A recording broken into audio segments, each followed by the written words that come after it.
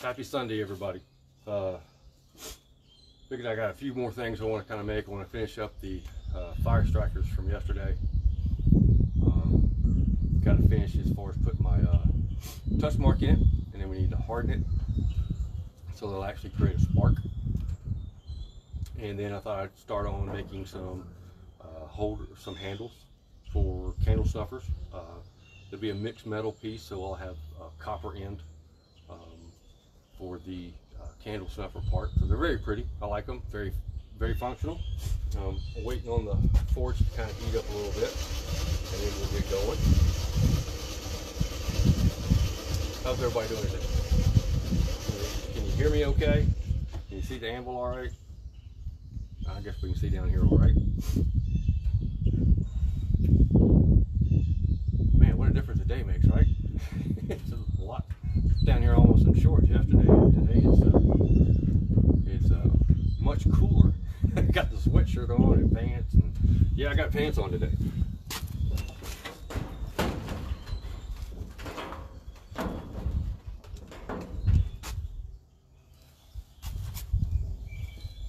Shoulders kind of flopping, so I figured I'd kind of tighten it up a little bit, kind of see how that goes.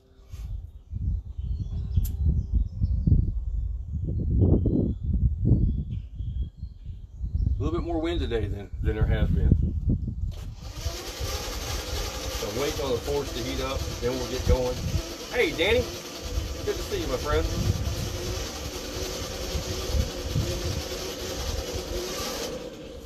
Luckily, I got started soon enough to where wasn't smoking quite so bad. When it starts up, it smokes quite fiercely, quite fiercely. All right, so what I'm going to do is yesterday. I think it was yesterday. Man, all my days are running together. I don't know about you all. We're going to finish up our fire strikers that we made yesterday. I had posted a couple of days back, partially made, right? And I think I got feedback. Somebody thought they were chopsticks, which I thought was kind of cool, or knitting needles. But they ended up being fire strikers. They were made from an old hay tine that I got, because most of the metal that I use, I repurpose it. Because I want to make something functional out of something that nobody's using anything with. And it's really awesome tool steel. So they make great stuff like the fire strikers, make great chisels. Definitely can make knives from them, although they would be very thin blade kind of knives, because it's just small metal to begin with. You know, it's less than ½ an inch. So you can't really draw it out a whole lot, but they're a great tool metal. So yesterday we got them all made up, and then we let them normalize in vermiculite. And vermiculite, my wife knows more about it than I do, because it's just what you use at the garden store, right? It's that kind of styrofoamy stuff. So I put them in here after we had got them to critical temp, and critical temp is where you get them to where they're no longer magnetic, which still to this day, as long as I've been doing this, I still think it's kind of cool that metal gets heated to the point to where it won't hold a magnet, which is kind of neat. I still kind of get a kick out of it. Sorry, I'm kind of cleaning up as I go. So these will be the fire strikers that I'll make that'll actually go into kits that have complete. I make the char cloth that goes in with them and supply them with a flint. So the kids love them. I like them. I still use them today. These will not be finished. Is probably pretty much the way they are now, because you don't want to put a whole lot of finishing on them, because you'll prevent getting a spark from them, right? So what I got to do today is I got to heat them up. We'll put my touch mark in it, and then we'll actually quench them to where we'll harden them, okay, to where it'll be hard enough to where you can actually get a spark from them. So these started out as, if you weren't here yesterday, this. It was this little piece here. This was about 3 inches, and it's about a ½ inch round. It's part of the hay tine. And then it became this, pardon my gloves. So we went from this to this, and that's kind of what we worked on. So sometimes I think it's neat to kind of see the process, kind of think and look at something and say, what can I make out of that? So what we'll do today is we'll finish these up, and then I will work on making ends to candle snuffers. Unless somebody else has a better idea, I'm open to suggestions. I'm here anyway, so I don't mind playing. To me, this is play. To a lot of other people, it's work. To me, it's not. I'm gonna get my tongs out here. And then what I'll need to do is get these to a nice red temperature. I don't want to get it too terribly hot because I don't want to mess with the tempering that I've got so far. So I'm just putting these down in the coals to heat it up enough to where the metal's a little pliable to put my touch mark in it. And what a touch mark is, can everybody hear me okay? Hey Chad, good to see you, buddy. Glad you're coming. What a touch mark is it's basically a blacksmith's signature. And everyone is unique, and mine is the R and the K, R being backwards for Raven's keep. And if you ever see it, you'll see that the K actually has like a feather look for the Raven, and then it's kind of like a stamp, right? So I'll actually stamp that in there because it's my work, so I'm putting my own signature on it.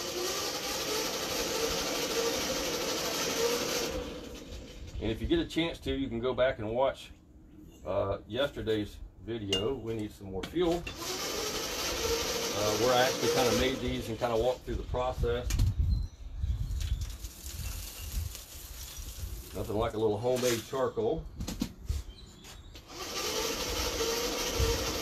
Great thing about being a blacksmith, you need something, you make something. It's not that little creativity. Right? Necessity's the mother of invention, right? Is that the way it goes? I don't quite remember some of the things. As we let this heat up a little bit, my fire's not quite warm yet. It just kind of got it started. Sometimes it takes me a few minutes to get it going. Talking with somebody.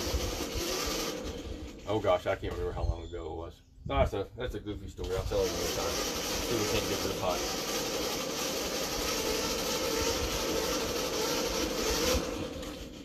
Let's see how we're doing. Oh yeah, well it didn't take long. So there we go. Got a nice heat. And I'm going to apply my touch mark. I'm not using my good hammer. Like right there on the side, like so. Give it a whack. And now I have my touch mark. And as we talked yesterday, my gloves, I don't know if you can see that. You can get a good view. I don't know if that's working for you. As we talked yesterday, my gloves I have on are not to prevent the heat from getting to my hands. It's more to keep them clean. This can get kind of grimy. I'll just use this one. This is more my work hammer. I don't do a lot with it. I'm just straightening it out before I put it back in the fire for where I hit it. Kind of bent just a tad on me. And since I have my signature on that, I want it to be nice, right? So then that one is ready for treatment. And where'd the other one go?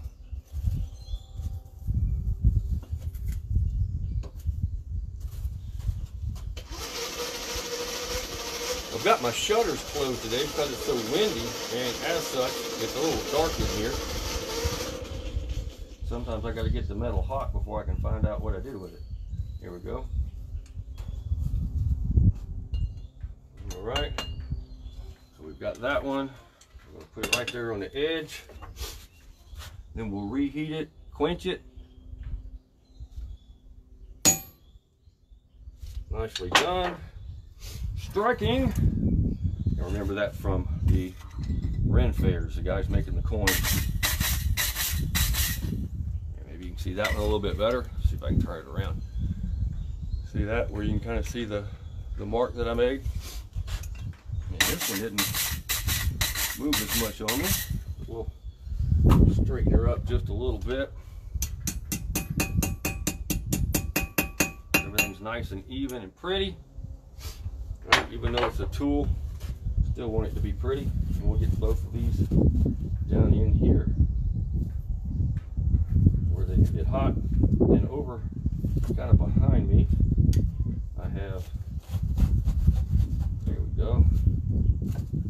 quench tank. Probably can't see it, it's back here. It's got water in it. And usually when you're making a tool, say like a chisel or a knife, you don't want it to get, tempering is you want to go at kind of a low heat, right? Usually when I do a chisel or a knife, I like metal changes colors as the heat progresses.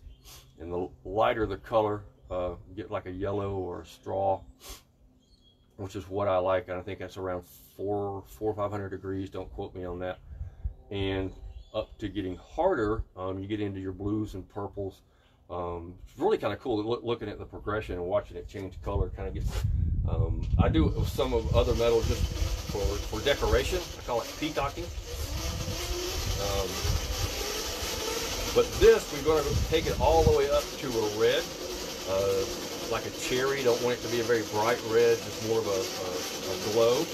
But what we're trying to do is we're taking the metal and the carbon as it's in there, and we're basically shocking it, right, by hitting it with the water quickly.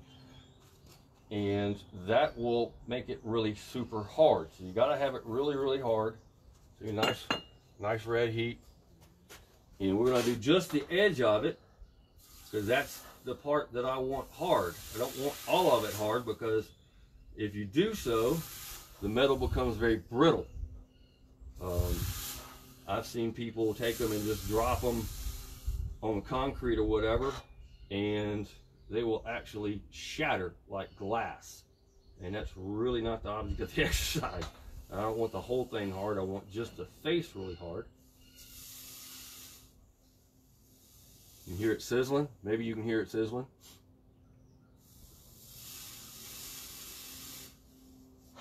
Alright, it's like pretty much all the colors out of it. So we'll drop all of it, cool it off. There we go, and then we'll clean it up, and then we'll take a piece of chert and see how we did. It's always the test, right? And when I did that, I moved this other one.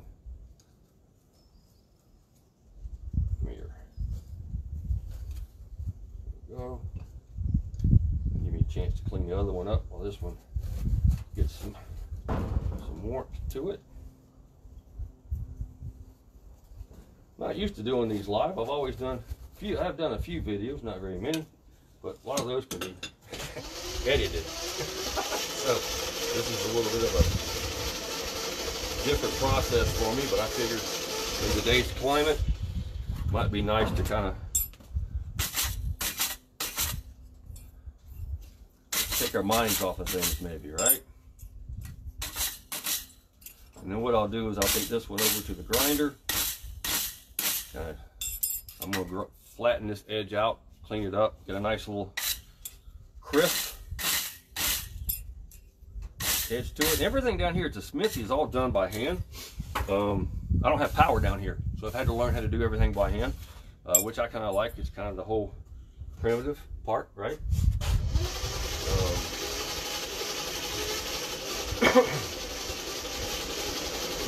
You get used to it and you don't really know a difference.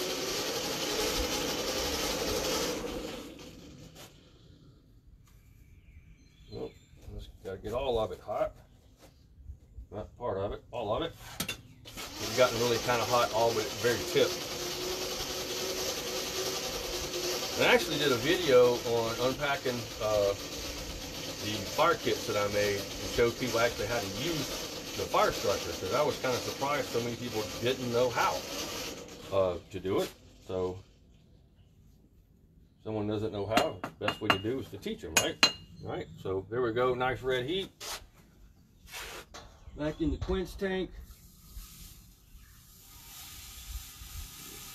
Cool it off quickly but slowly.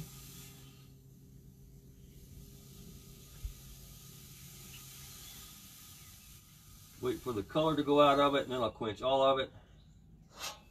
Some of the heat rides into the handle to kind of normalize that a little bit so we don't have a weak spot. I love that sound. There's just something about quenching metal. I like that. All right. got this one and one more.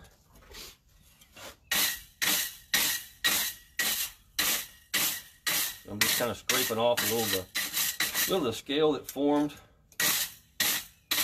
Metal kind of has these little layers that are forming, and you'll see as we forge a little bit later today, if you haven't seen it, like little pieces that come off. Some people affectionately call it anvil dust, which I always kind of thought. I save it. It has a lot of uses in my end. You feed load stools or whatever. And over here, kind of off camera, I've got a hand crank grinder. And what I'm going to do is I'm just going to real quickly, it won't take me just a minute, I'm just going to kind of grind this off a little bit. Not really doing anything but cleaning them up, okay? Just so it'll kind of give it a nice even texture, right? Because they're really kind of flat from the forging anyway, but just want to kind of clean them up just a little bit, just to kind of make sure it gives a good surface to get a spark from. And then I'll be right back. You'll probably hear the grinder going, and hopefully it's not too much noise for you.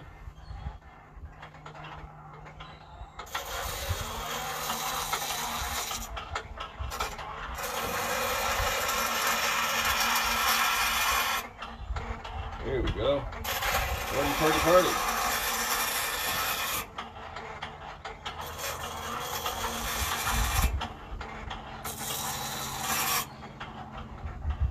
All right, that one. One more to do.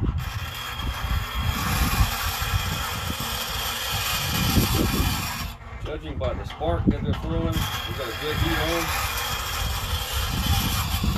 So they should produce really nice sparks.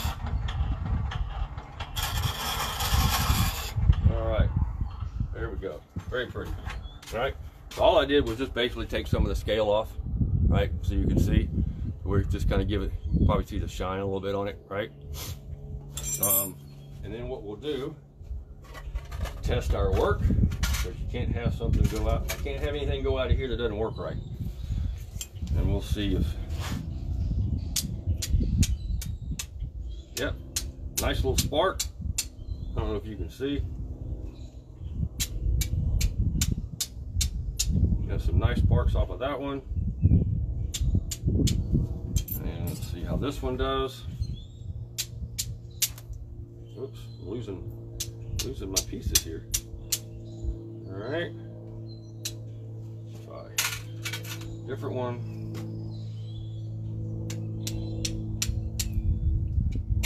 Get some different chert down here.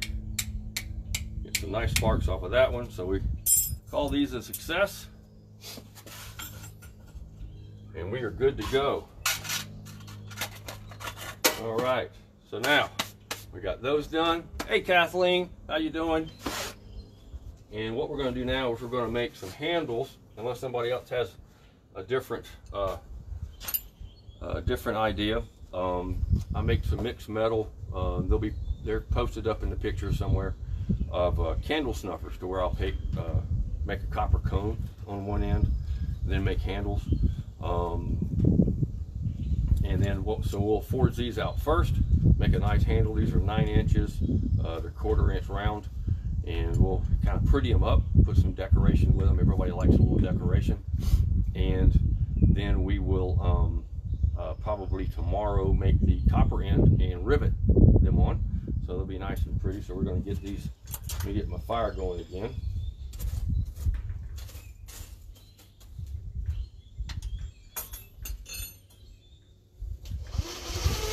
Get some hot spots.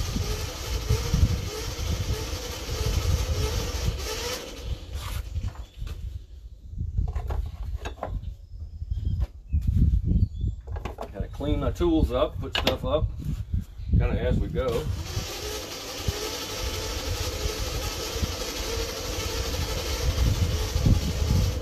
Alrighty.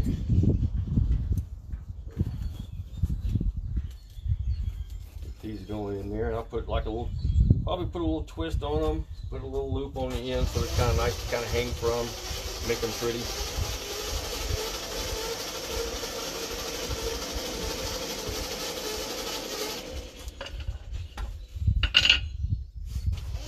anybody have any questions,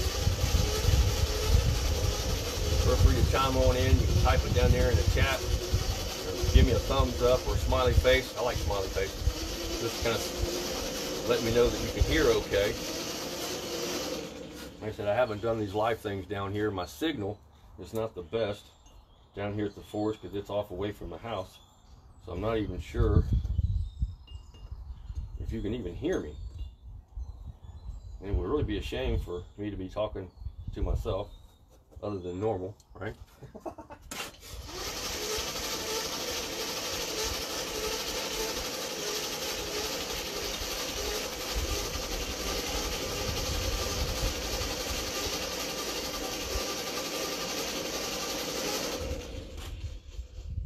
All right, so as you move metal, see, we've got a nice little round spot going.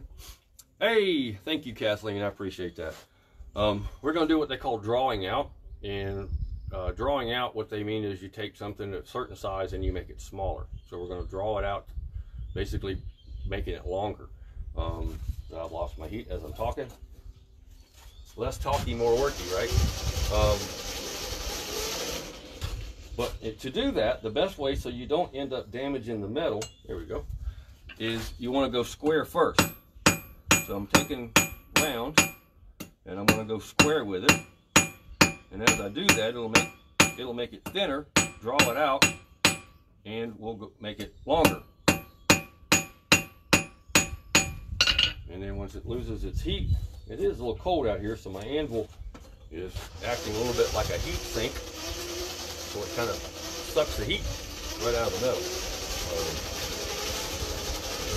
It's a real challenge to do this in the wintertime, to actually take a piece of metal and heat it up really hot and lay it on the anvil to kind of help warm it up some.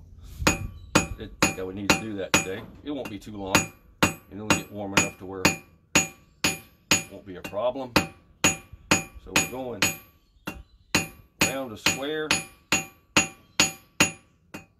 A lot different than forged in fire, right? Man, I wish I could make a knife in about an hour. That'd be great. Do some of the things they do. Those bladesmiths, man, I tell you what, that's a skill set.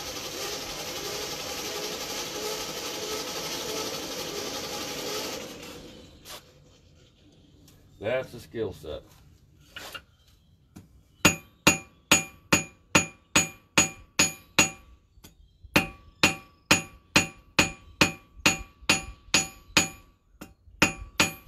So as you can see, it's starting to thin out just a little bit, right? So we're going to keep going, because what I'm going to do is I'm going to put a loop on this end. Just to kind of give it some decoration, so you can kind of hang it maybe from something.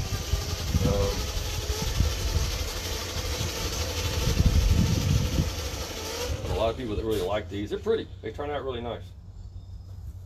I think they do anyway. I'm a little bit prejudiced, of course. I can go by what people procure for me, and if there's something that you like, something that you want, if I don't have it, I could probably make it for you. We would be a little bit of a win-win. You get to support your local blacksmith, right?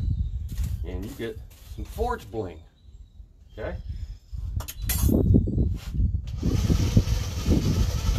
Get another one hot. I don't like to work with more than about 2 things in the fire at the time, because I don't want to have, here comes the blacksmith and saving for you. I don't want to have too many irons in the fire. So now you know where it came from. Probably a lot of sayings that we use every day, I know there are, that came from this industry. Kathleen, you being the scholar that you are, probably know how ingrained the blacksmith was in the early days. Everything came from the blacksmith shop.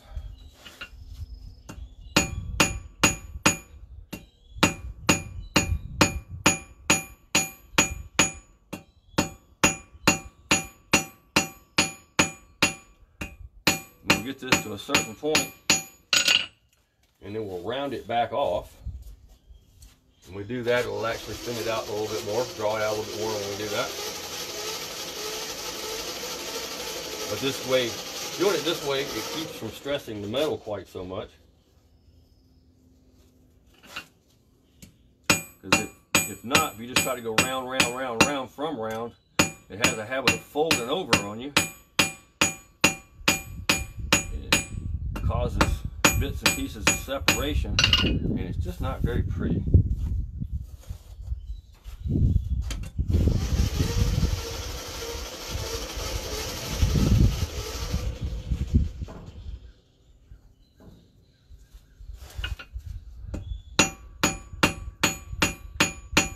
Yes, it's kind of tedious work at times, but I, for one, really enjoy it. Alright, so you can see where we've gone to a certain size. Right, here's your 1/4 inch. You just draw it out to a point. Now what we'll do on this particular one, this one's ready to start rounding out, and then it'll get thinner as we go. Need to add a little fuel to the fire.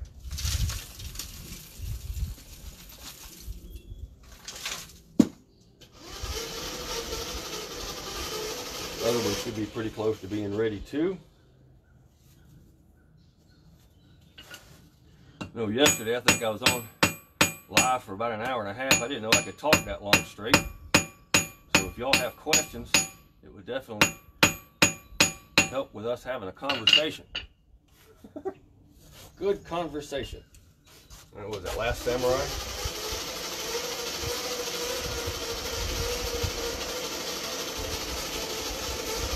Alright, so we were square and we got to go round, so we got to go to octagon first. So we'll hit it up on the edges, get to kind of knock the square off. So now we're kind of octagon, and then we can kind of start going round with it. And we'll have to take another heat, because once it loses the redness, I don't like to much mess with it, because you're not really doing anybody any favor doing it that way.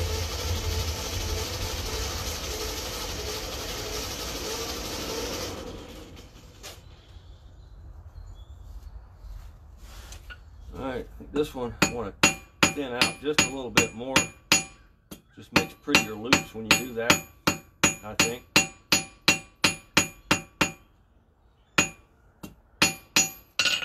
Alright, and we'll continue rounding the other one.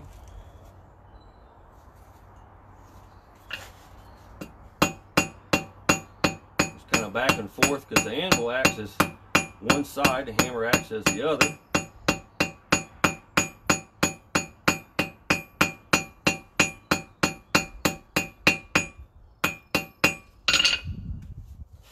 Get another heat on that so we can finish it up, make it nice and pretty.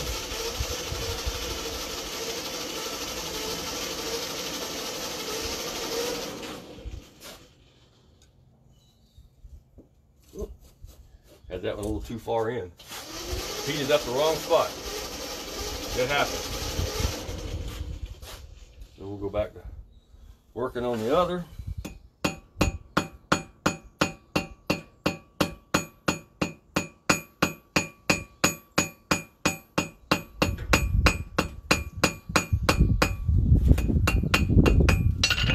See, so we have us a nice point there. Can you see? Oh no, there we go, nice point. And then what we'll do is we'll start working on our loop on that end, and then we'll flatten out the other end, because that'll be the end that we will rivet to the copper cone. I want this one just a little bit thinner.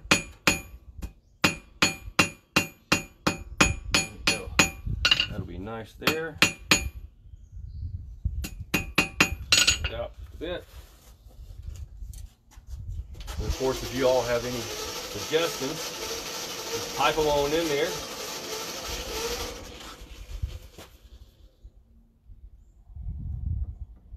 Ah, yeah. Well, there's a lot of things about this that I don't understand, Kathleen. But that's basically what the anvil is. It's just a place for you to have one side to flatten, and of course your top with your hammer doing the other. There we go, nice red heat. Just kind of knock some of this little scale off, and then I think what we'll be ready for on the next heat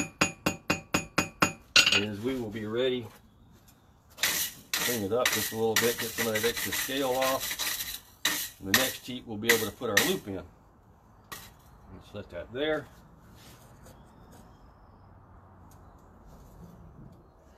Now I've seen blacksmiths do all kind of really cool stuff.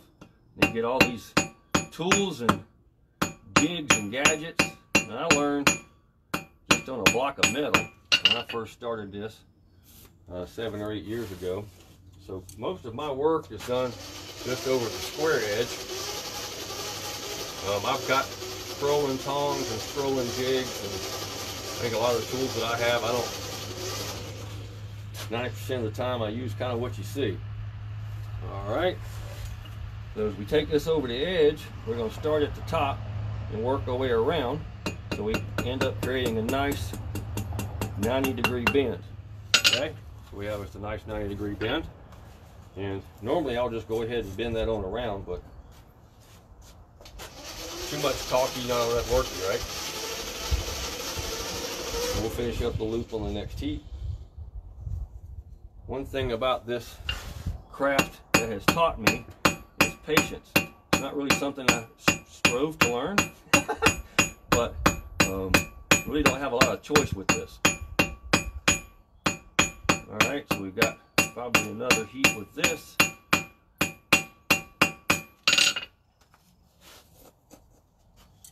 And then we can start on it.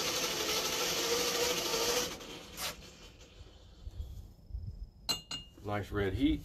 And we'll start on the loop. I'm starting up on the top and then kind of bending it down. As I tap it, we'll move it around, flatten it out, clean it up a little bit, get some of that scale off. Yeah, so now we have a loop. So now you've got something that you can kind of hang from a little nail or something like that. That should be big enough for a nail, right? Let's see. Might need to redo that. Yeah, let's make it a little bit bigger.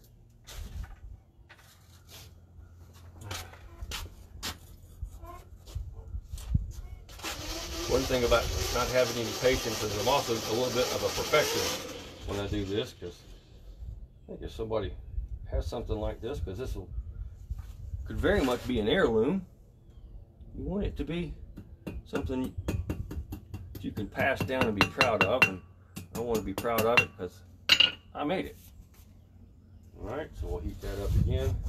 This other one will heat up, we'll straighten it out, and then we'll give a loop another go.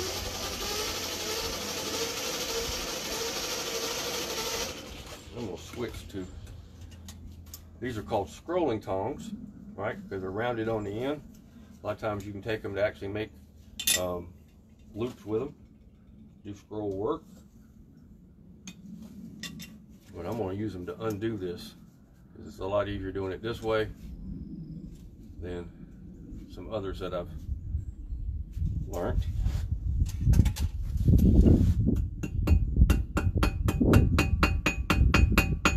One good thing, you make a mistake, well, you just flatten her out, straighten her out, go at it again.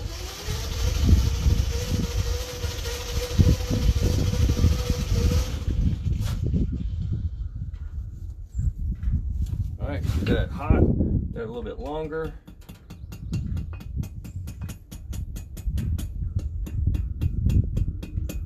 There, I think that one's much better. Let's see, before I get too crazy with it. We'll go overhead of a nail. I think we're fine with that.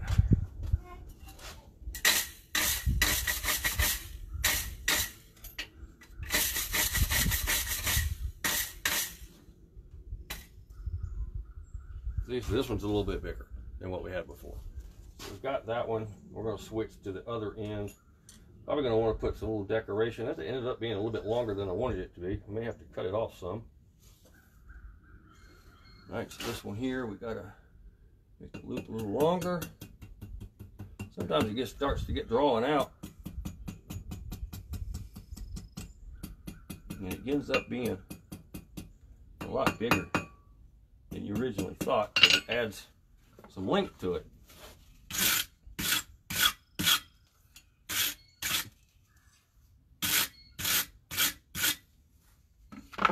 Got that one kind of cleaned up. I've got a couple different brushes. This one's a light, kind of a light touch. I'll show you. So it's kind of a light touch, so it's really good for getting off the light scale. And then this one is what they call a butcher's block. You can see it's a lot rougher, so it's really aggressive with taking the scale off. And you have to be careful because sometimes you'll end up taking too much off, and you don't want to do that. All right, so let's look at our length here. Let me get a ruler.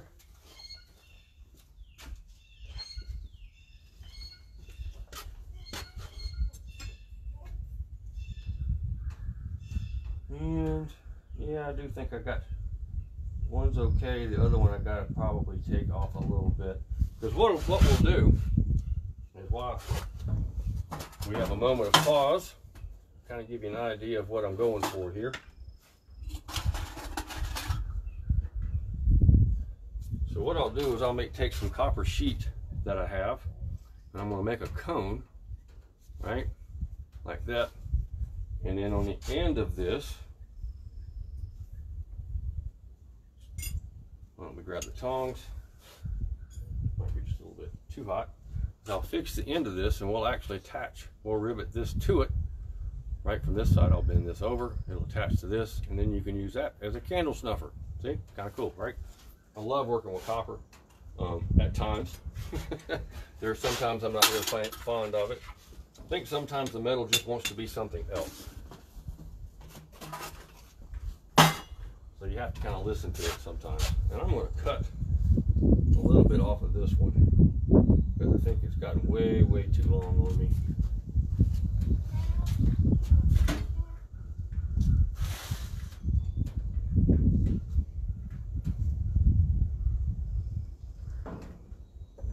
Then it may be longer than I want, but I think it's a good starting point. Stop.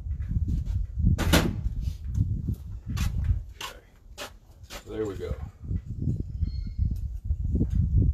So now what I need to do is start working on the other end.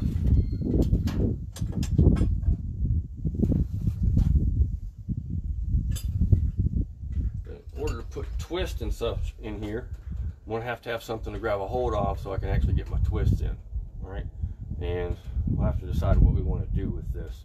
I haven't quite got there yet. Kind of making this up as I go, as most of the things that I do. They're just kind of wonder what happens if I do this. Or I've done that before. Let me see if I can do something different. So we'll get these back in the fire on the other end.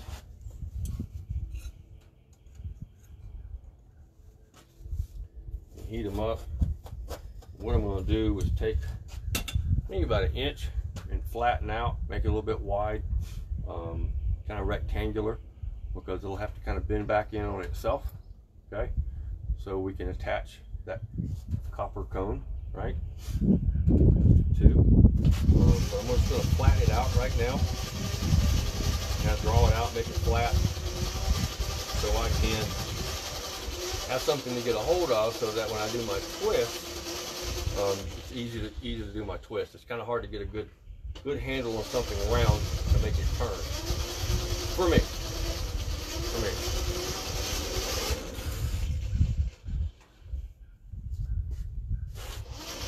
Any questions so far?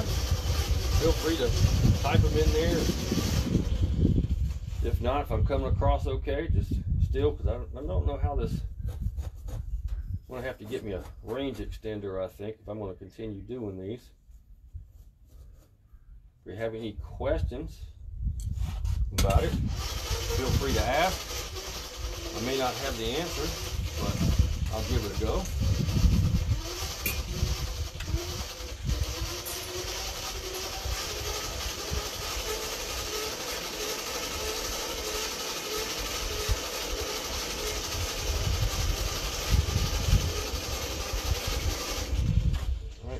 Doing. Oh yeah, nice and hot.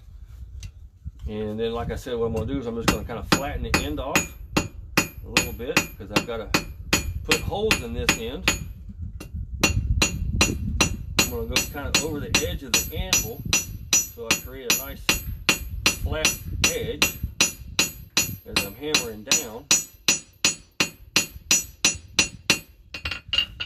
You can see what I'm talking about there. See how it's kind of flattened off, so that when it bends, it'll look, not only will it look better, but it'll be a little bit more uniform that way.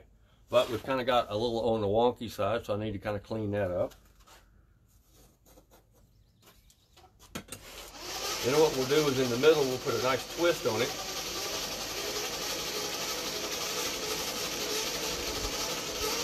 Kind of give it some decoration, right? Useful and decorative.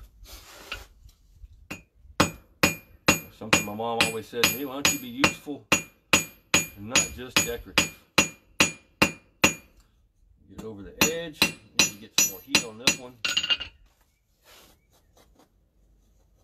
There we go.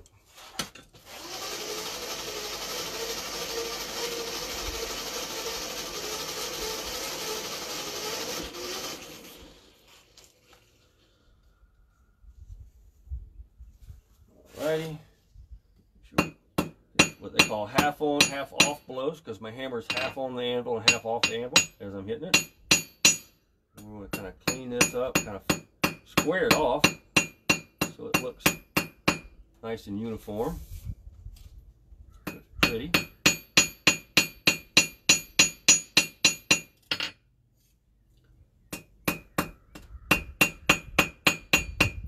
There we go. See, so we make it a little bit where it's a little bit more rectangular, right? So it's nice and even and clean. I just need to clean off the top part, which we can get to in a little bit later time. Let me think how I want to do that.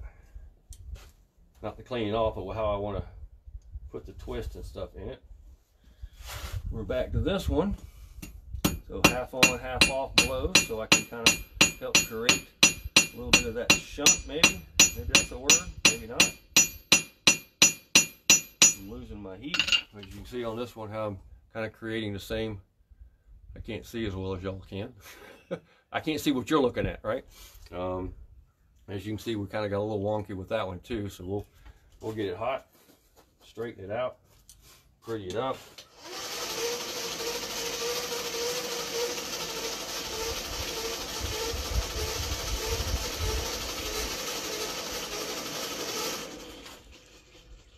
We get the fire going, and it really doesn't take long for this stuff to get hot. I think someone had said sometime, you know, forge fires can be several thousand degrees. I know the metal can get, I know I've burned it to where it's turned it into a sparkler. Yes, metal burns. Ask me how I know.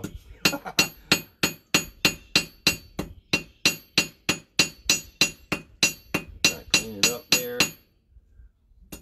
Square it off.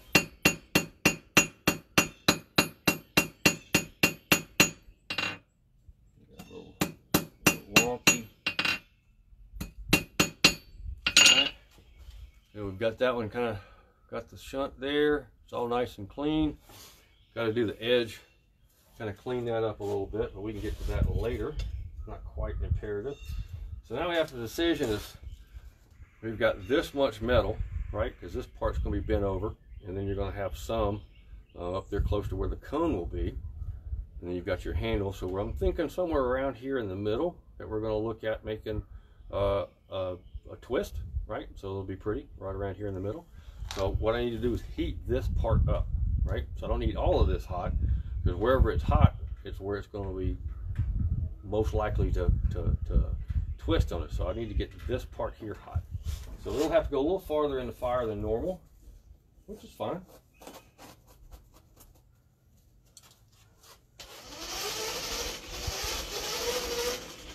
Put this one in.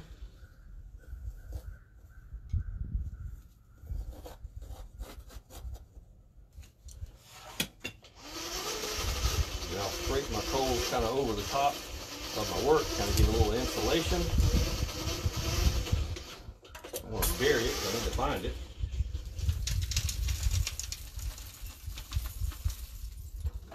Fuel to the fire.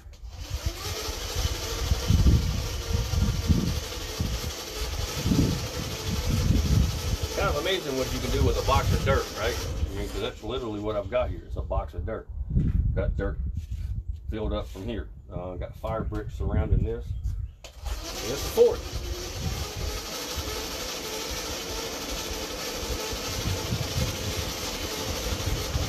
I do not know if this will work for coal.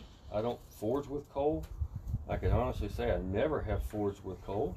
Oh yeah, see, perfect. In fact, I probably have that in a little too far. I want to heat more up in here, right? So we'll just put it back in there and get it hot where we want it. No sense kind of doing it halfway.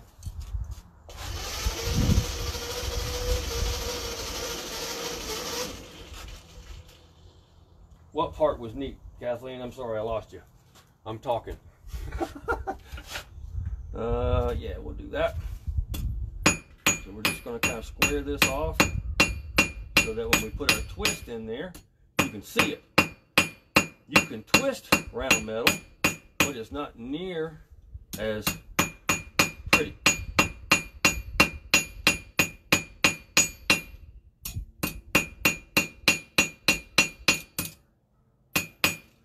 It has gotten all kind of wonky on me.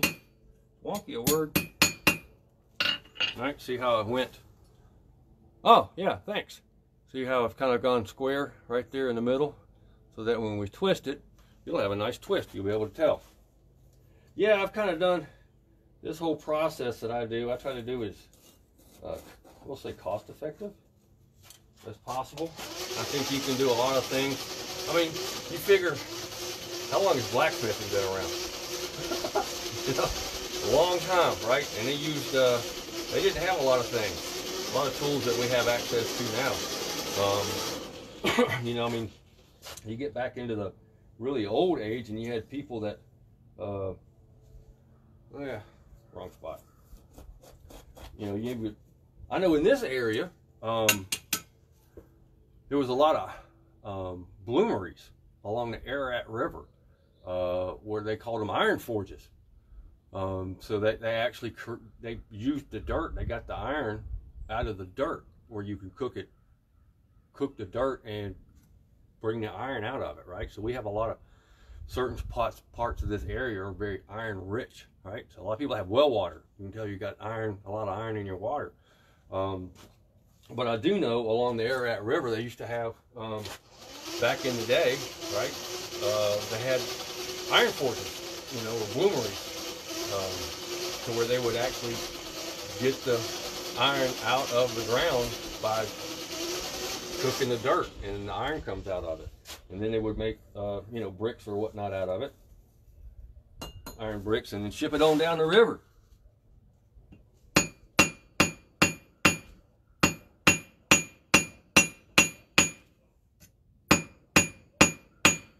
So there's your little, if you're ever on Jeopardy and that question gets asked and you answer it correctly, think of me.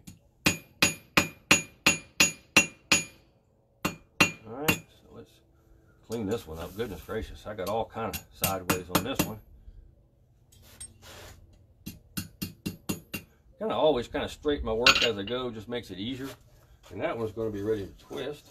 Let's get her hot. And this one, I want to just clean up just a little bit more. And if you see me keep wiping off the anvil, what I'm doing is I don't want to add the scale back into my metal. If you hit it with hot metal, and it just kind of comes re-embedded. So I'm trying to keep my anvil clean. Of course, when I say that, I don't really have any scale on here, but I'll show you the next time. Some people call it, you know, anvil dust.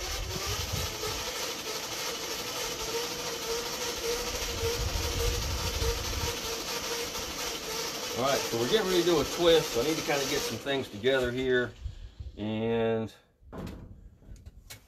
we'll use a pair of flat jaw tongs for one end, and I'll use these for the other.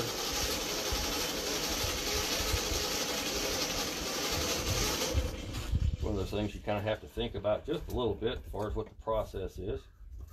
Many times have I done it.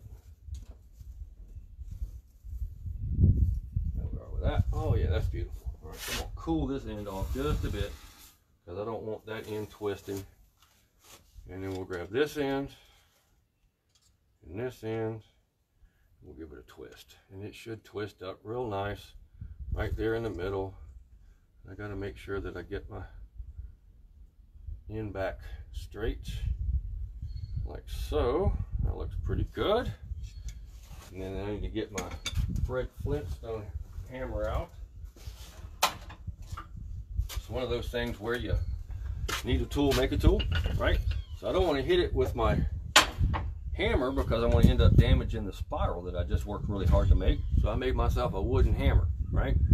Hickory head, oak handle, and that way I can take it, straighten it out, and I don't have to worry about damaging the metal. And it'll make it bend back kind of in place. We'll get it kind of straight.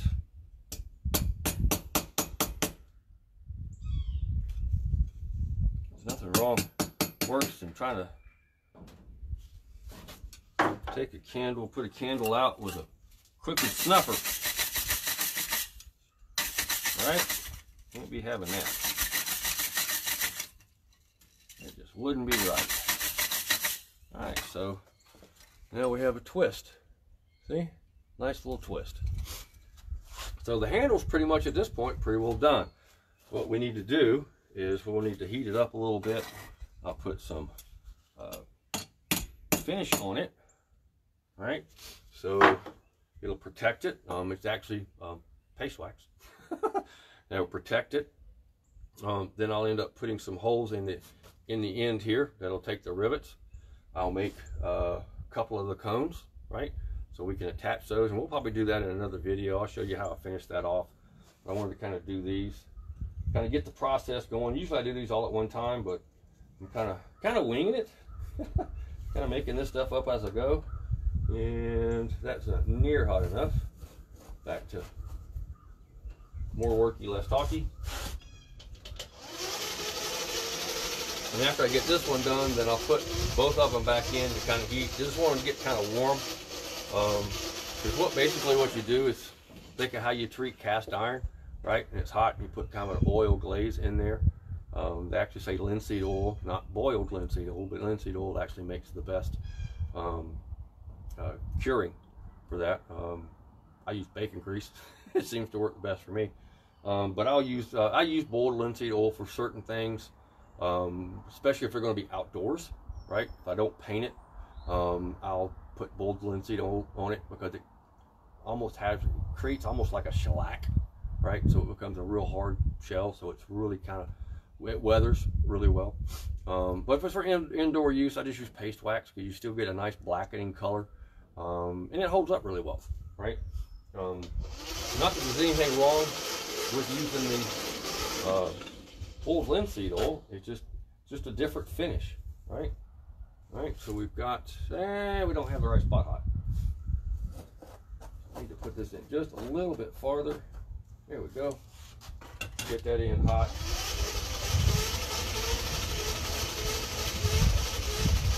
Hate to do all that work and twist the wrong end, right? That would be right.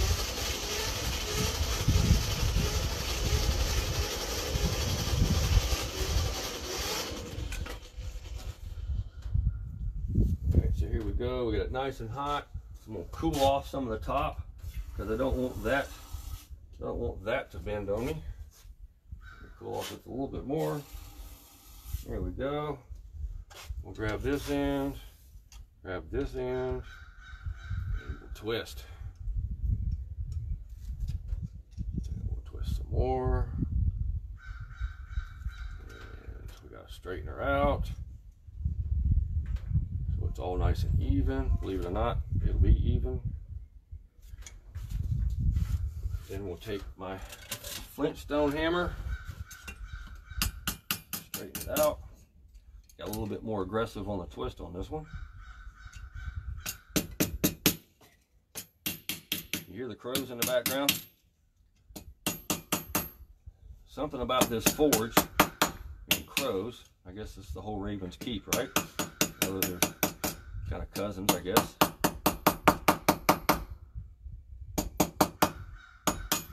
But every time I start forging, I got crows showing up. And I'm not complaining. I actually kind of like them. All right, so let me give us a little clean in here.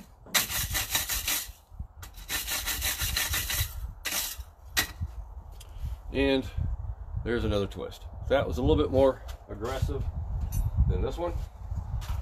Just, I turned it a little bit more. That's the only difference between the two. This one has more turns than that one. That's why the twist is a little bit tighter. But both equally pretty, I think. All right, so what we're gonna do now is we're gonna heat treat them. So lay these just on top. I'm not putting them in the fire because I don't want them to get red hot. I just want them to get kind of warm. And we'll get these hot. And while they're kind of heating up, I will get my paste wax ready. I'm just gonna leave that there.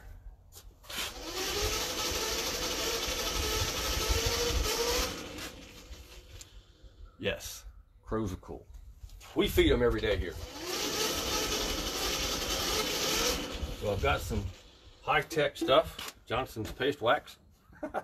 Probably some people probably remember using this on wood flooring, that type of thing.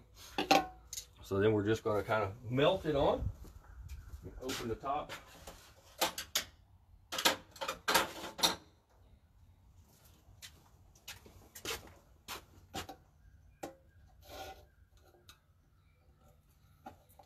There we go.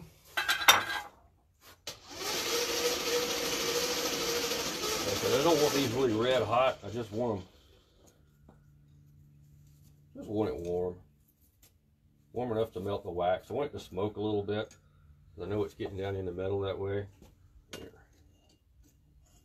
we go.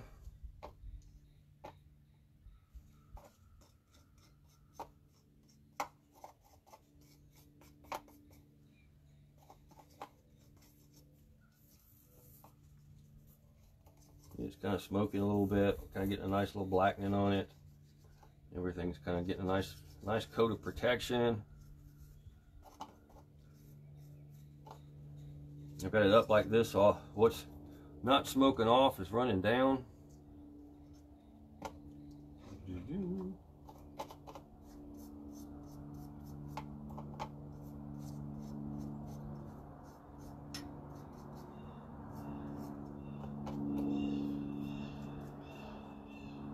Alright, so that one's done.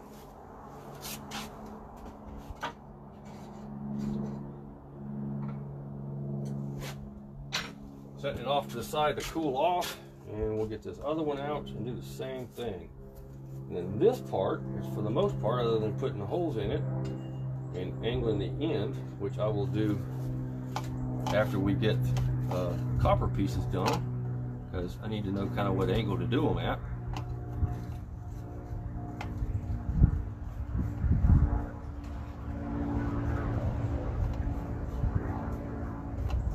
I didn't show you that other one. I'm sorry. Well, we'll show you this one. You can see how the blackening process works.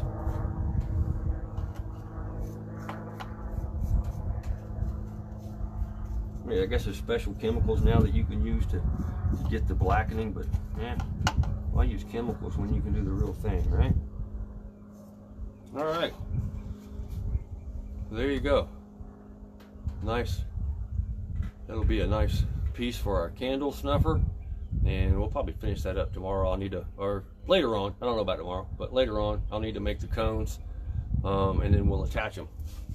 And I'll make sure I save that for live video for people that, if you can't make it, you can kind of go back and see it. I can get this steady.